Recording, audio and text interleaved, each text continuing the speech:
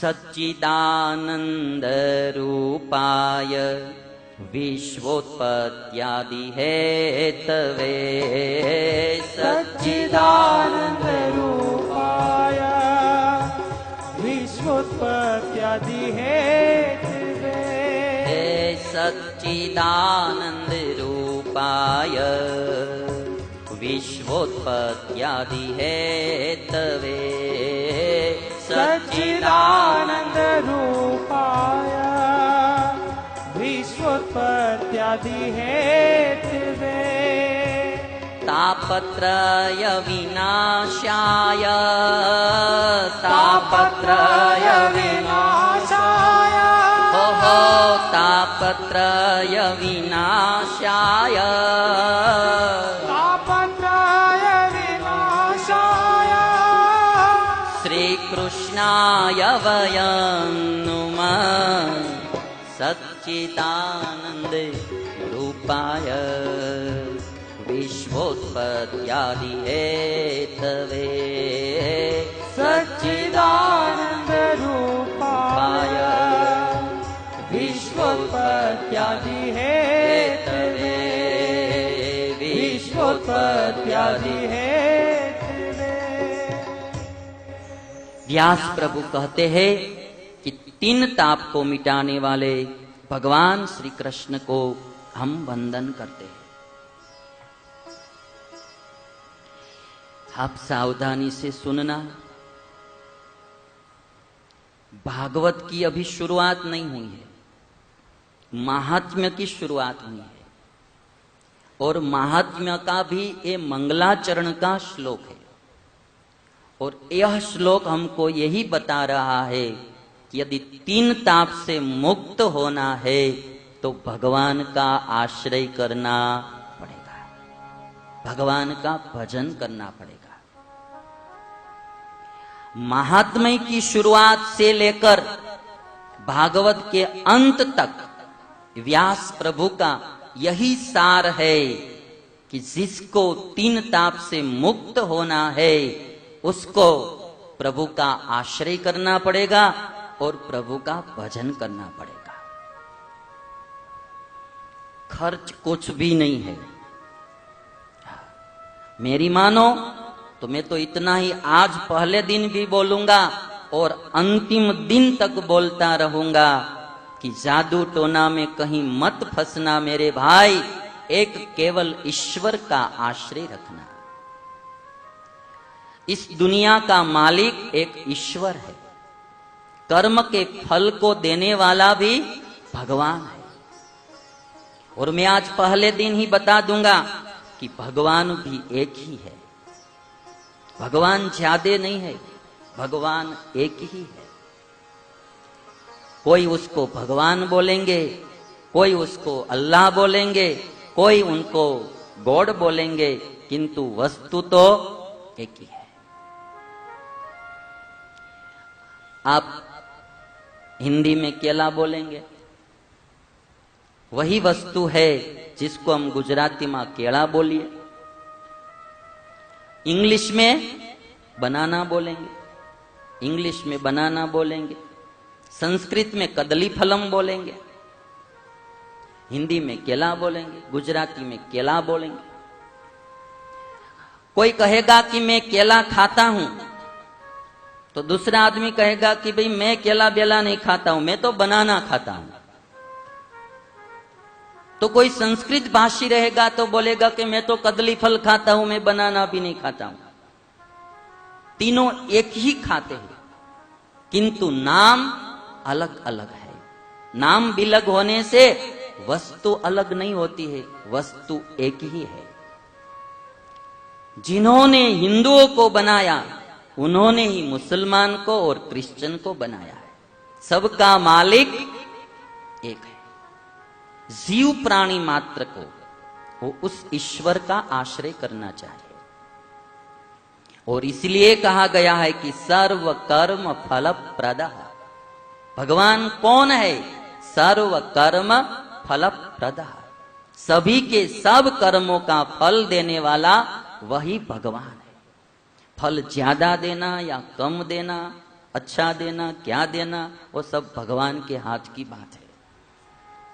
और इसीलिए भगवान का आश्रय करना, कहीं जादू टोना में फंसना नहीं। आजकल लोग कितने कितने प्रकार के धागे बांधते हैं, कितनी कितनी प्रकार की ये जो अंगूठियां पहनते हैं। कोई कहता है कि इनको शनि की छाया है, कोई कहता है इसको मंगल की माया है। शनि की छाया में और मंगल की माया में फंसते जाते हैं। सबसे बड़ा दुख देने वाला हमारा कर्म होता है, और उस कर्म को मिटाने के लिए हमको भगवान का आश्रय करना चाहिए। और 7 दिन तक हमको यही करना है, भगवान के गुणगान करने हैं, भगवान का नाम जप करना है, भगवान के लीला चरित्रों का गान करना है। भगवान स्वामीनारायण ने उत्तर प्रदेश में जन्म लिया। अयोध्या के नजदीक में छपैया गांव है। छपैया गांव में भगवान स्वामीनारायण का प्रादुर्भाव हुआ। पूरी भारत की यात्रा करते हुए भगवान स्वामीनारायण गुजरात में आए और गुजरात में स्थिर हो गए। और भगवान स्वामीनारायण ने गुजरात में रहकर सबसे बड़ा कार्य यह किया कि अंधश्रद्धा को पूरी मिटा दी। कोई प्रकार की अंधश्रद्धा स्वामीनारायण भगवान ने रहने नहीं दी। जीवात्मा को सुखी होने का सबसे बड़ा उपाय भगवान का आश्रय, भगवान का भजन है, जो भागवत एक एक बात पर बताता जाएगा। भगवान स्वामीनारायण यही कहते थे कि दुख मिटाने के लिए भगवान की प्रार्थना करो, भगवान का नाम जप करो। 1 पैसा का भी खर्च करने की जरूरत नहीं है। स्वामीनारायण मंदिर में तो अगरबत्ती भी करने की कोई प्रथा नहीं है, नारियल का को भी चढ़ावा करने की भी कोई प्रथा नहीं, किसी प्रकार का चढ़ावा देने की जरूरत ही नहीं है। बस आओ, खाली हाथ और 2 हाथ जोड़कर भगवान को प्रार्थना करो। भगवान के पास केवल भाव चाहिए, भगवान को और कुछ नहीं चाहिए। दिल से यदि आप प्रार्थना करेंगे तो आपकी प्रार्थना भगवान सुन लेंगे। मोबाइल तो आजकल आया, हमारे संतों और हमारे भक्तों बहुत दिनों से पहले मोबाइल का यूज करते आए हैं। कहीं भी भक्त हो, कहीं भी संत हो और वो प्रार्थना करता है, भगवान कहीं भी हो वो सुन लेता है। महात्मा गांधी जी कहते थे कि मेरी कोई भी प्रार्थना ऐसी नहीं है जिस प्रार्थना ने भगवान को पूरी न की हो। यानी कि मेरी सब प्रार्थनाएं भगवान ने पूरी की है। गांधी जी को प्रार्थना में इतना विश्वास था। जैसे हमारे शरीर के लिए खुराक होता है अन्न, वैसे ही आत्मा की खुराक है प्रार्थना। अन्न के बिना शरीर टिकता नहीं, अन्न के बिना शरीर लंबा रह नहीं सकता। वैसे ही आत्मा को यदि सशक्त बनानी है तो आपको भगवान की प्रार्थना करनी पड़ेगी। इसलिए 3 ताप को मिटाने वाले भगवान है, भगवान का भजन करना। तो चलो थोड़ी देर हम भी भगवान का भजन कर लेंगे भाव और प्यार से। जब कभी धुन बोली जाएगी तो भाव से धुन बोलना और ताली बजा के बोलना, भगवान को याद करते हुए बोलना, केवल ऐसे ही मत बोलना। और कुर्सियां रख दी है तो सावधानी से कथा सुनने के लिए रखी है, आराम से सो जाने के लिए नहीं। इसलिए जब कभी धुन होती है तब भाव से भजन करो। और आपके जीवन में कोई भी प्रकार का दुख हो तो ये 7 दिन की भागवत कथा में जब कभी मैं धुन करवाता हूं, भाव से धुन करना और भगवान से प्रार्थना करना। 1 भी पैसा का खर्च करने की जरूरत नहीं है। दिल से भाव से भगवान की प्रार्थना करो। ये भागवत की कथाएं बताएंगे हमको। ध्रुव जी 6 मास का, 6 वर्ष का, 5 वर्ष का था और भगवान की प्रार्थना करने से, भजन करने से भगवान का साक्षात्कार किया। प्रहलाद की उम्र भी कोई ज्यादा नहीं थी, वो भी बहुत छोटा नन्हा सा बालक था। फिर भी प्रहलाद के सामने भगवान को प्रकट होना पड़ा। और जो भगवान प्रकट हुए वो कोई मूर्ति में से नहीं हुए, एक खंभा में से भगवान प्रकट हो गए। तो प्रार्थना और भजन की यह शक्ति है कि भगवान को भी बुला के ला देती। इसीलिए इस 7 दिन जब कभी धुन बोली जाती है तो भाव और प्यार से भगवान की धुन गाने की। राधे राधे राधे श्री राधे राधे राधे राधे राधे राधे श्री राधे राधे राधे राधे राधे गोविंद गोविंद राधे राधे राधे गोविंद गोविंद राधे राधे राधे गोविंद गोविंद राधे राधे राधे गोविंद गोविंद राधे गोविंद राधे राधे गोपाल राधे गोविंद राधे राधे गोपाल राधे हे गोविंद राधे राधे गोपाल राधे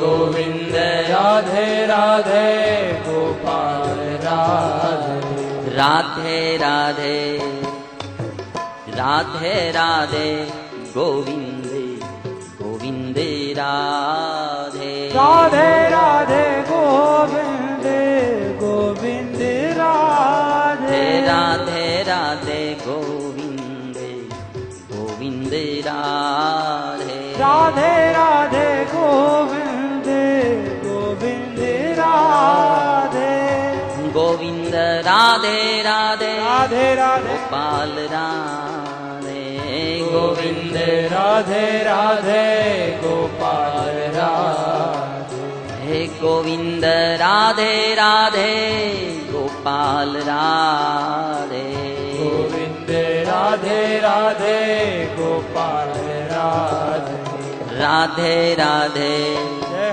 हो राधे राधे गोविंद गोविंद राधे राधे राधे गोविंद गोविंद राधे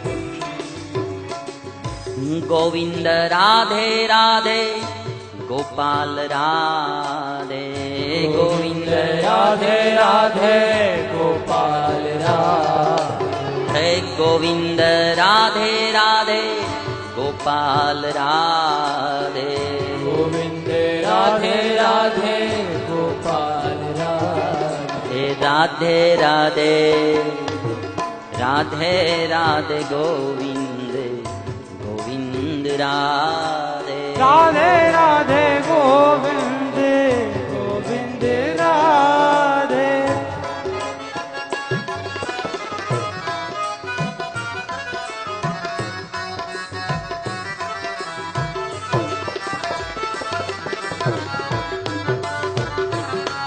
वाह वाह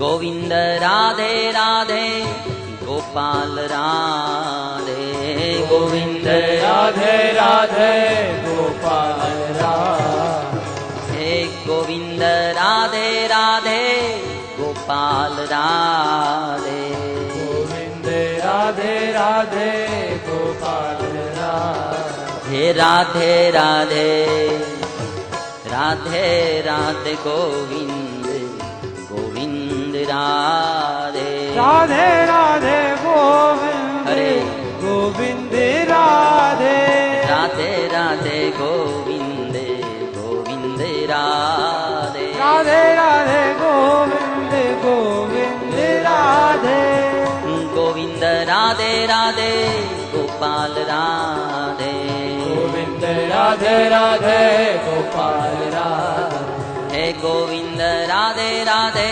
गोपाल राधे गोविंद राधे राधे गोपाल राधे हे राधे राधे गोविंद गोविंद राधे राधे राधे गोविंद गोविंद राधे राधे राधे गोविंद गोविंद राधे राधे राधे गोविंद गोविंद राधे गोविंद राधे राधे गोपाल राधे गोविंद राधे राधे गोपाल राधे हे गोविंद राधे राधे गोपाल राधे गोविंद राधे राधे गोपाल राधे राधे राधे राधे गोविंद राधे राधे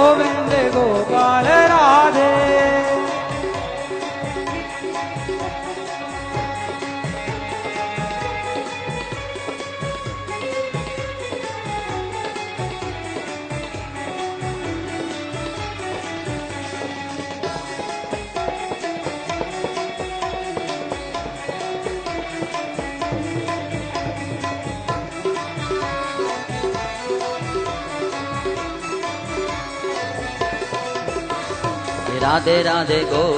गोविंद राधे राधे राधे गोविंद गोविंद राधे राधे राधे गोविंद गोविंद राधे राधे राधे गोविंद गोविंद राधे गोविंद राधे राधे गोपाल राधे गोविंद राधे राधे गोपाल राधे अरे गोविंद राधे राधे गोपाल राधे गोविंद राधे राधे गोपाल राधे राधे राधे राधे राधे गोविंद गोविंद राधे राधे राधे गोविंद गोविंद राधे राधे राधे गोविंद गोविंद राधे राधे राधे गोविंद गोविंद राधे राधे राधे गोविंद गोविंद राधे राधे राधे गोविंद गोविंद राधे। व्यास प्रभु कहते हैं, तीन ताप के विनाश करने वाले भगवान श्री कृष्ण को मैं वंदन करता हूं। फिर महात्म्य की कथा में प्रवेश कराते हैं। भारत देश का पवित्र राज्य है उत्तर प्रदेश। पवित्र मैं इसलिए कह रहा हूं कि जहां भगवान रामचंद्र ने जन्म लिया, जहां भगवान कृष्ण का प्रादुर्भाव हुआ और जहां भगवान स्वामीनारायण का भी प्रादुर्भाव हुआ। इस भारत देश में भगवान के जो सबसे बड़े अवतारों, उनकी प्राकट्य भूमि उत्तर प्रदेश है। वैसे उत्तर प्रदेश में एक पवित्र तीर्थ स्थान है जिसका नाम है नैमिषारण्य क्षेत्र। प्रायः सब पुराणों की कथा ये नैमिषारण्य क्षेत्र में हुई है। ये भागवत का संवाद भी सबसे पहले नैमिषारण्य क्षेत्र में हुआ है। ऐसे नैमिषारण्य क्षेत्र में शौनकादिक मुनियों अनुष्ठान कर रहे थे। वहां सुत पुराणी आए हैं। सुत पुराणी को उच्च आसन पर बिठाकर शौनक जी ने पूछा है, श्रेयसाम यद भवेत् श्रेयः पावनानां च पावनम् कृष्ण प्राप्तिकरं शश्वत् साधनं तद्वदधूना। हे सुत पुराणी, श्रेयसाम यत् श्रेयः भवेत् पावनां च यत् पावनं भवेत् तत् साधनं अधुना वद। हमको वह साधन बताइए जो सबसे श्रेष्ठ साधन हो सबसे पावन साधन हो और भगवान की प्राप्ति कराने वाला साधन हो, वह बताइए। तब सूत पुराणी ने कहा, ऐसा साधन तो श्रीमद् भागवत है। भक्त्यो गवर्धनम यच्च कृष्ण संतोष हेतुकम श्रीमद् भागवतम शास्त्रम कलोकीरेण भाषितम। हे शौनक, भक्ति बढ़ाने वाला, भगवान को प्रसन्न करने वाला ऐसा साधन तो श्रीमद् भागवत है, जो सुखदेव जी महाराज ने गाया है। सूत पुराणी कहते हैं, शौनक, जब सुखदेव जी महाराज इस भागवत की कथा परीक्षित को सुना रहे थे, तब देवता लोग अमृत का कलश लेके आए थे और देवताओं ने सुखदेव जी से कहा था कि आपको, परीक्षित को मृत्यु से बचाना है तो लीजिए ये हमारा स्वर्ग का अमृत का कलश परीक्षित को पिला दीजिए, और जो आप भागवत रूपी अमृत पिलाने के लिए जा रहे हैं, वह अमृत हमको पिलाए। देवताओं ने यह बात की थी। तब सुखदेव जी ने मना कर दी कि आपके स्वर्ग के अमृत की जगह ये भागवत रूपी अमृत आपको नहीं मिलेगा।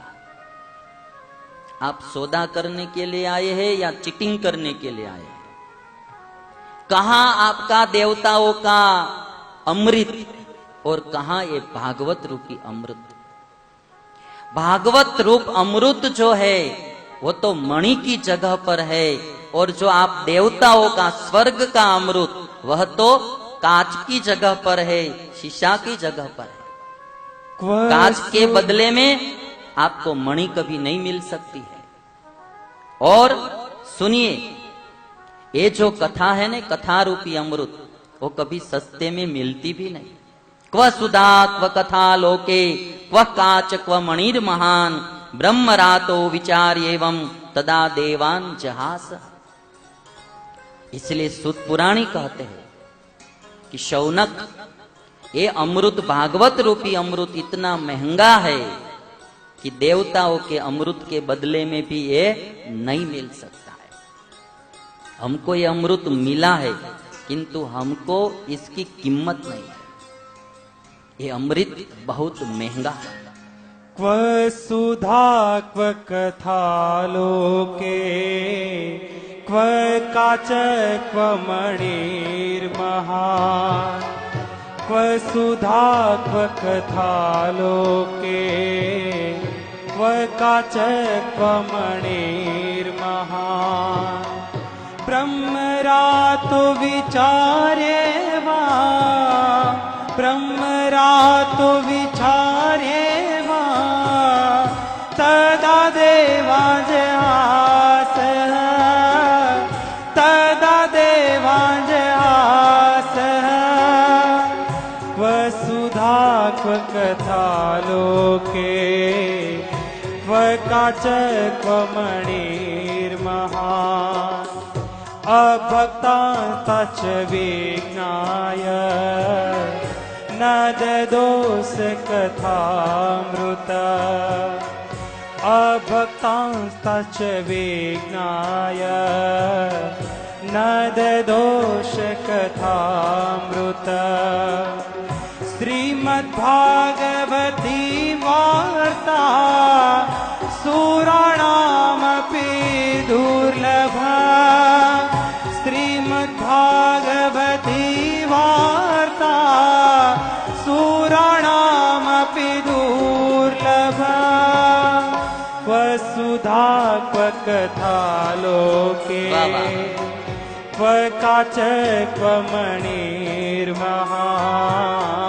क्व सुधा क्व कथा लोके क्व काच क्व मणिर्महान्। सूत पुराणी कहते हैं कि शौनक, यम श्रीमद् भागवती वार्ता सुराणाम अपि दुर्लभा, देवताओं को भी ये भागवत रूपी सुधा नहीं मिलती। और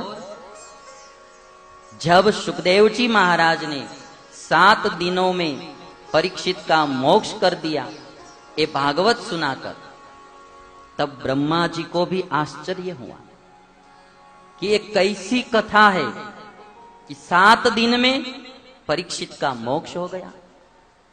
और तब ब्रह्मा जी ने एक तराजू लिया और तराजू के एक पल्ले में भागवत रखा और दूसरे में और मुक्ति के जो साधन होते हैं वो सब रखे, किंतु भागवत का जो पलड़ा था वो भारी हो गया।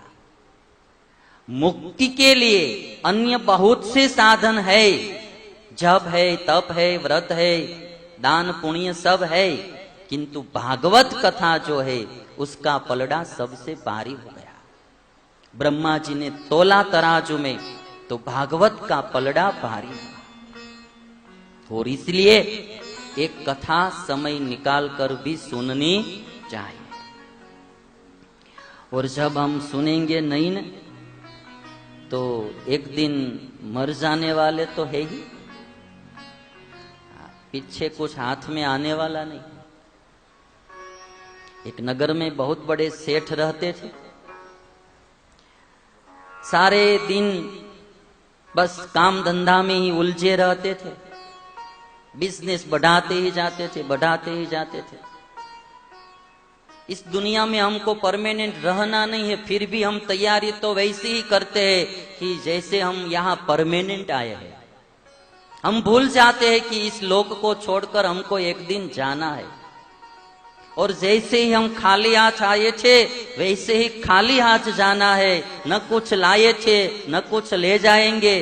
फिर भी हम प्रयत्न तो ऐसा करते हैं कि यहाँ हम सदैव के लिए रहने वाले। सारे दिन ऐसा ही परिश्रम करते रहते हैं, कितना गलत काम करते रहते हैं पैसों के लिए, झूठ बोलते हैं, चोरी करते हैं, अच्छी चीज में घटिया चीज मिलाते रहते हैं, कुछ करते ही रहते हैं पाप।